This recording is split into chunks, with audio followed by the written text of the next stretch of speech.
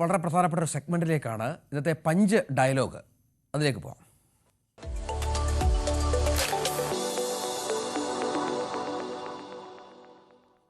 കഴിഞ്ഞ ദിവസമാണ് കൊടിസുനി എന്ന TP വധക്കേസിലെ പ്രതി പോലീസുകാർക്കൊപ്പം മദ്യപിക്കുന്നത് കണ്ടത്. പോലീസ് പ്രൊട്ടക്ഷനിലാണ് കേരളത്തിൽ മദ്യപാനം ഉണ്ടായത് എന്നത് ഏറ്റവും പ്രധാനമാണ്. ഇതുമായി ബന്ധപ്പെട്ട് CPM നേതാവ് ശ്രീ ജയരാജൻ ഇന്ന് പ്രതികരിച്ചു. കൊടിയായാലും വടിയായാലും അച്ചടക്കം ലംഘിച്ചാൽ നടപടി ഉണ്ടാകുമെന്നാണ് ജയരാജൻ പറഞ്ഞു വെച്ചത്. അങ്ങനെ ആകുമോ എന്ന് കണ്ടറിയണം. ഏതായാലും ആ വാക്കുകളിലേക്ക്. പിണറായി സർക്കാർ തെറ്റ് ചെയ്തവർക്കെതിരെ മുഖം നോക്കാതെ നടപടി സ്വീകരിക്കും എന്നതിൻ്റെ പ്രത്യക്ഷമായിട്ടുള്ള ഉദാഹരണമാണ് ഇങ്ങനെ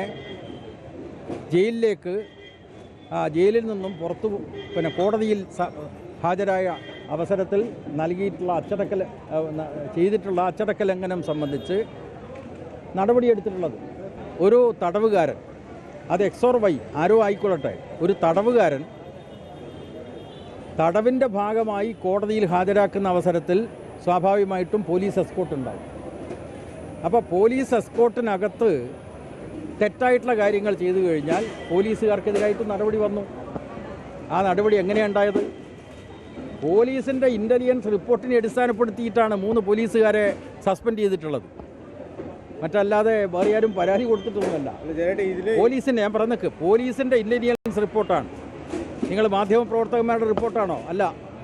പോലീസ് ഇൻ്റലിജൻസ് റിപ്പോർട്ടിനെ അടിസ്ഥാനപ്പെടുത്തി തെറ്റായിട്ടുള്ള കാര്യങ്ങൾ ചെയ്തതായിട്ട് ഗവൺമെൻറ് ബോധ്യപ്പെട്ടു, സർക്കാരിന് ബോധ്യപ്പെട്ടു. സർക്കാർ നടപടിയെടുത്തു. 3 പോലീസുകാരെ സസ്പെൻഡ് ചെയ്തു. എന്ന് മാത്രമല്ല, ഈ പറഞ്ഞ വ്യക്തിക്ക് പരോൾ നിഷേധിക്കുകയും ചെയ്തു. ഇനി പരോളില്ല.